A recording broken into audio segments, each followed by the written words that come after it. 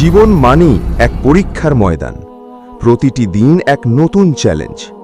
কখনো সহ্য করতে হয় অসহ্য কষ্ট, কখনো গিলে ফেলতে হয় অপমান, আবার কখনো এমনও হয় সব কিছু একসাথে ভেঙে পড়ে সামনে।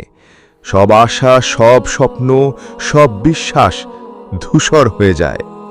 মনে হয় আর কিছুই অবশিষ্ট নেই। কিন্তু মনে রেখো, তোমাকে ভাঙা যাবে না।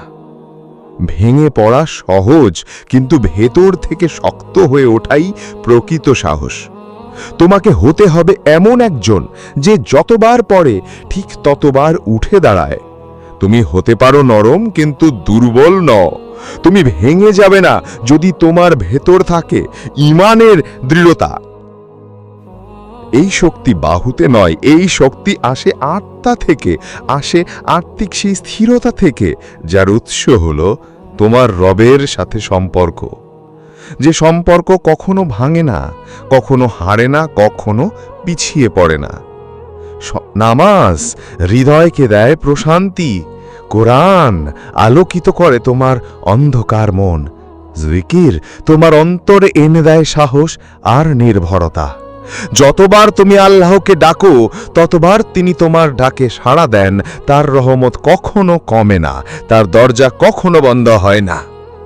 সেই দিন, যেদিন তুমি সত্যিকার অর্থে আল্লাহর ওপর ভরসা করতে শিখবে, সেদিন থেকেই পৃথিবীর কোনো কষ্ট আর তোমাকে ভাঙতে পারবে না। তুমি হয়তো কাঁদবে, কিন্তু তোমার কান্না হবে এক প্রশান্তি কান্না।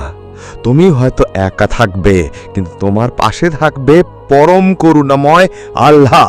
তুমি হয়তো অসহায় বোধ করবে, কিন্তু কখনোই তুমি নিঃস্ব নও, কারণ যার ওপর তুমি নির্ভর করছ তিনি আছেন সব কিছুর মালিক হয়ে। আল্লাহ বলেন, নিশ্চয়ই আল্লাহর স্মরণেই অন্তর প্রশান্ত হয়। এই আয়াত শুধু শব্দ নয়, এই এক পরম সত্য, এক প্রশান্তের চাবিকাঠি।